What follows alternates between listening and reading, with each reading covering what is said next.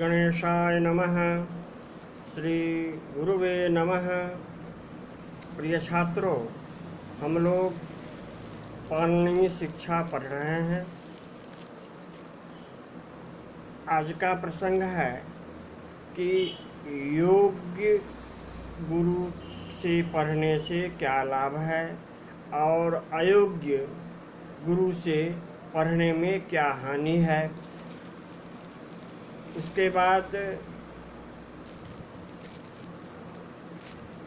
जो कुछ पढ़ें सोच समझकर पढ़ें, आदि आदि प्रसंग आगे बढ़ता जाता है। तो अशिष्ट अध्यापकाधीतत्वादि दोष युक्त पठनम निंदते। कुतीर्थादागतं दग्धमपवर्णं च भक्षितं न तस्य पाठे मोक्षोऽस्ति पापे हेरिव किल्बिषात्। कुतीर्थात् आचारहीनात् गुरोः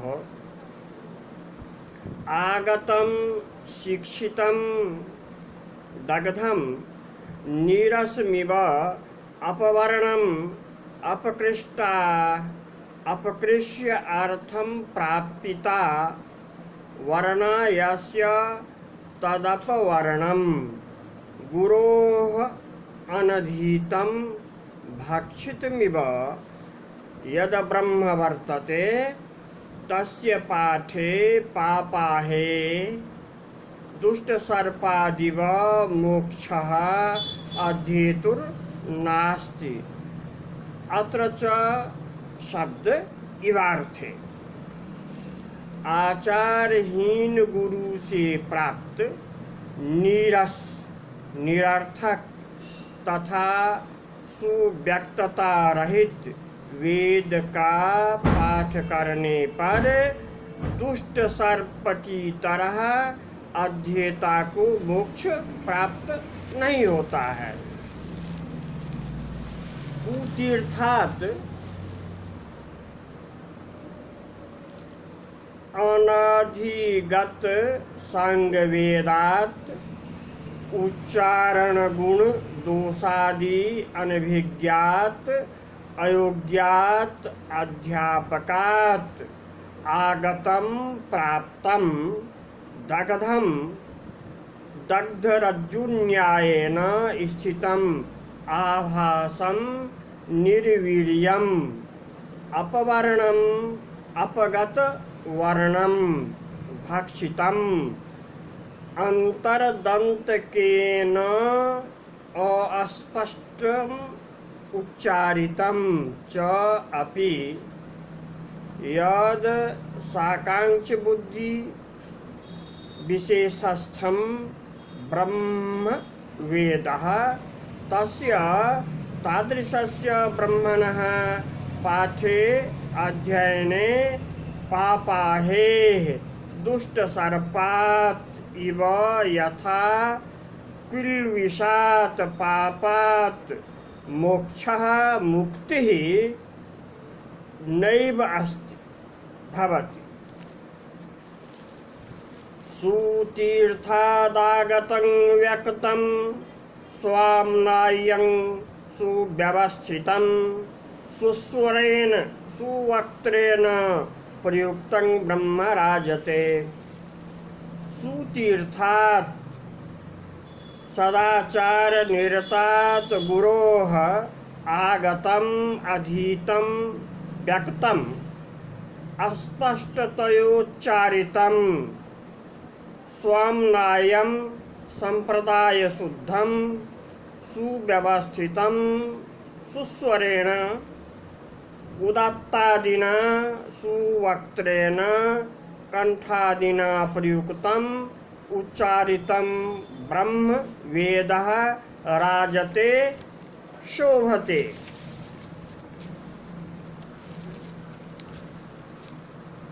अनधिगत संग वेदात उच्चारण गुण दोषादि अनिभिज्ञात अयोग्यात् अध्यापकात् अधीत दग्धरज्जुन्यायेन स्थितम् आभासमात्रं निर्वीर्य वर्णविकलम् अंतर्दन्तकेन अस्पष्टतया अधीतं च यत् ब्रह्म तस्य पाठे प्रकोपितात् दुष्टसर्पादिव पापान् मुक्तिर्न भवति।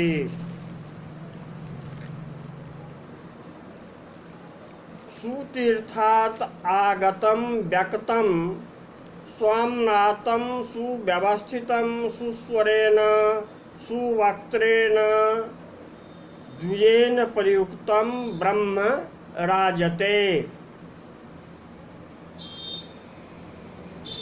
गुरुमुखोच्चारणानुच्चारणं गुरु संस्रवे स्थित्वा सम्यक् अभ्यासं च कृत्वा येन विधिना योग्यात् आचार्यात् सांगो वेदो अधीतं तादृशात् योग्यात् गुरोः विधिना अधीतः अस्पष्टः शुद्धरूपेण अभ्यस्तः सम्यक् कंठस्थीकृतः शोभनस्वरेण शोभनदन्तोष्ठादिमानीकरणयुतेन द्विजेन प्रकर्षेण विधिपूर्वकं यज्ञादिषु समुच्चारितो वेदः शब्देन अर्थेन प्रभावेन च दीप्यते।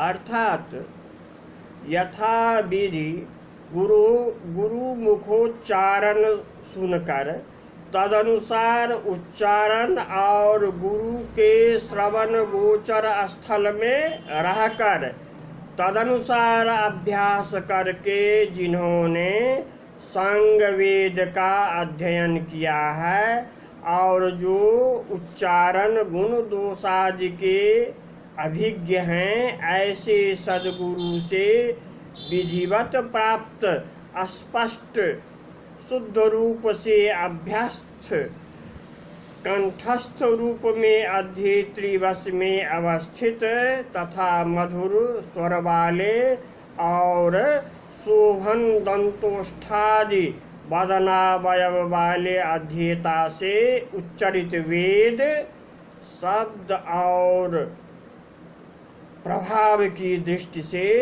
शोभित होते हैं। अब मंत्रोहीनः स्वरतो वर्णतो वा मिथ्या प्रयुक्तो न तमर्थमाह सवागवज्रो यजमानं हीनस्ति यथेन्द्र शत्रुः स्वरतोपराधात्।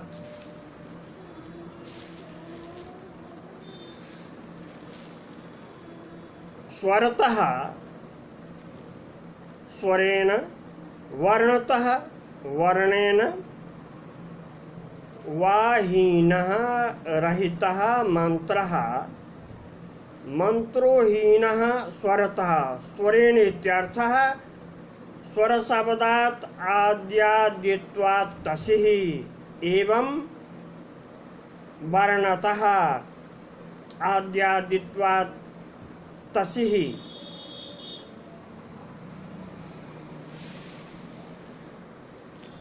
स्वरतः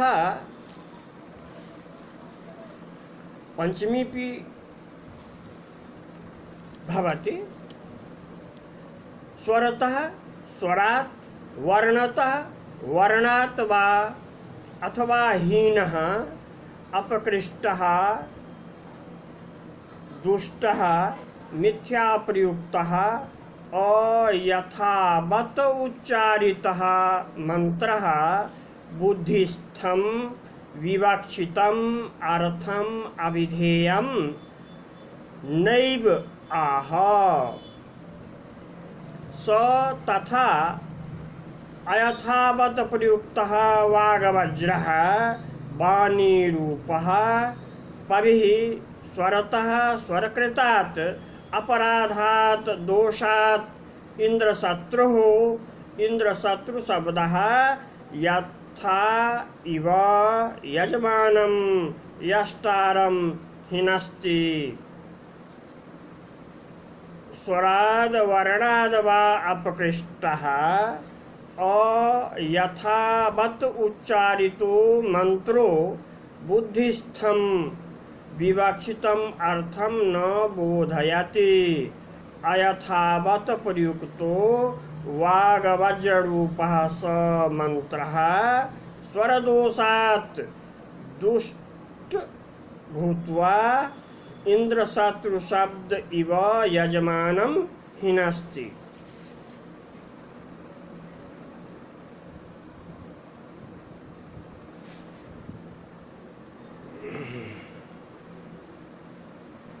कथयति स्वर से अथवा वर्ण से अपकृष्ट मंत्र मिथ्या प्रयुक्त होने के कारण बुद्धिस्थ विवक्षित अर्थ को नहीं कह पाता है। अयथावत प्रयुक्त वाग वज्र रूप वह मंत्र स्वर दोष से दूषित होने के कारण इंद्रशत्रु शब्द के तरह यजमान को ही नष्ट कर देता है।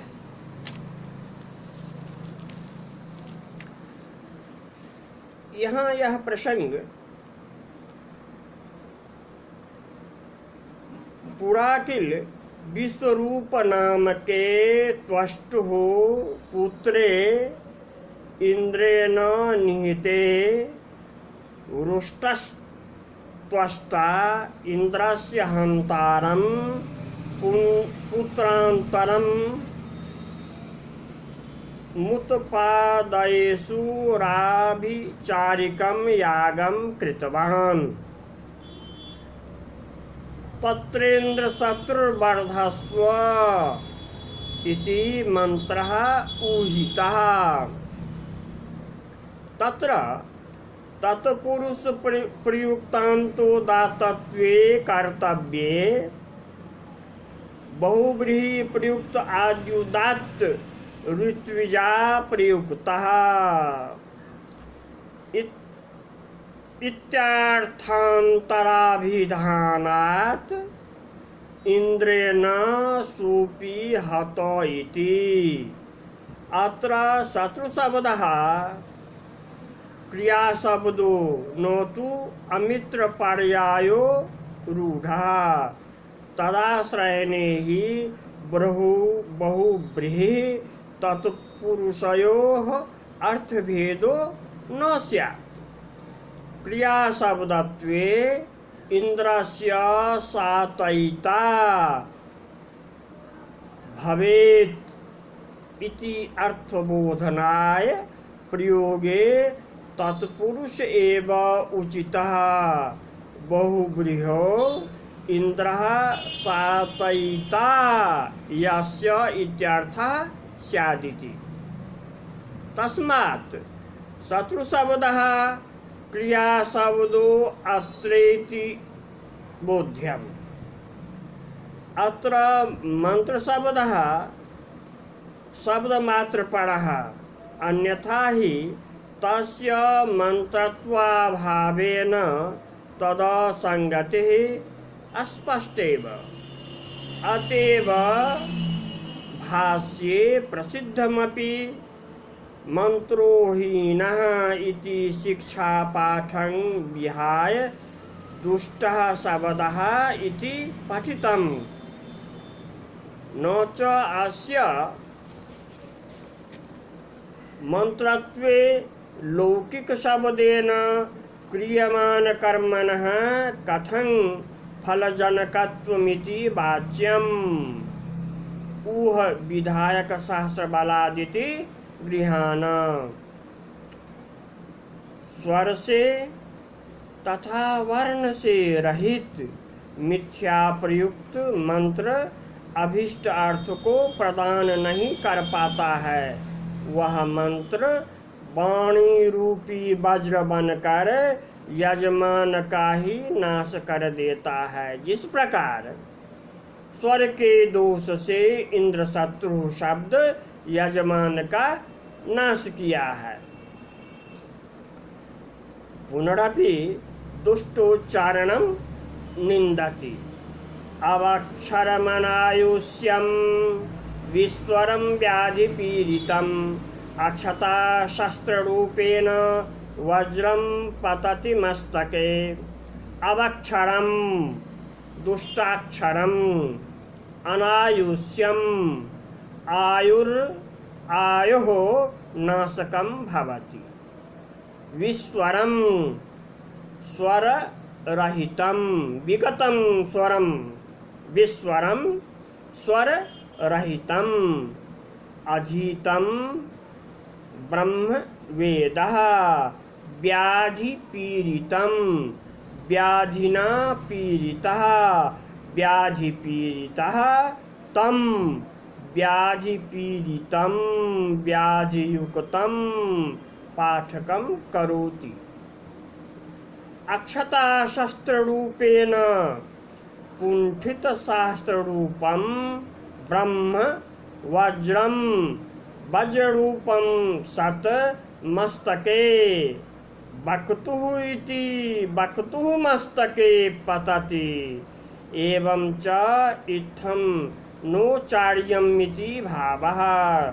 अत्र अक्षता शस्त्ररूपेण इत्यत्र च प्रकृत्यादित्वात् प्रकृत्यादिभ्यः उपसंख्यानम् इति अक्षता शस्त्ररूपेण इत्यत्र प्रकृत्यादित्वात् तृतीया तदर्थस्तु अभेदः इति।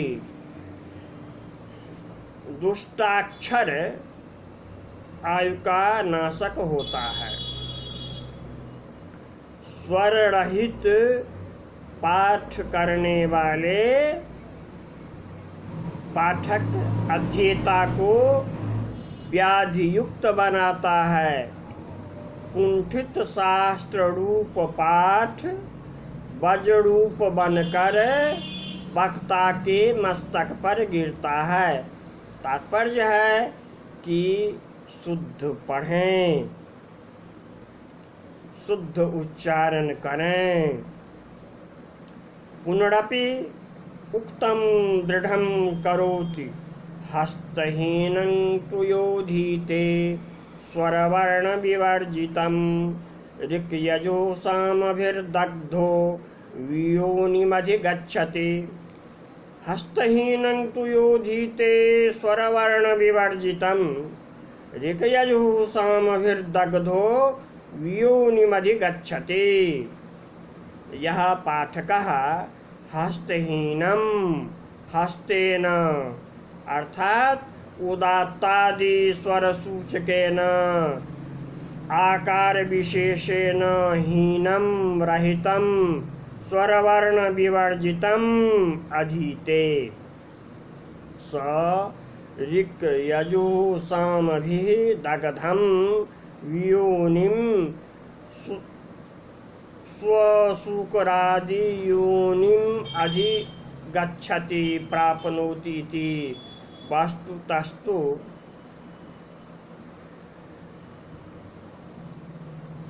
शब्द उच्चारण के प्रसंग में, मंत्र के उच्चारण के प्रसंग में बल दिया जाता है कि आप शुद्ध उच्चारण करें। वेदादि मंत्र को पढ़ते समय उदात्त अनुदात्त और स्वरित सूचक हस्तचालन आदि क्रिया अवश्य करें, नहीं तो वियोनि में जन्म लेना पड़ता है।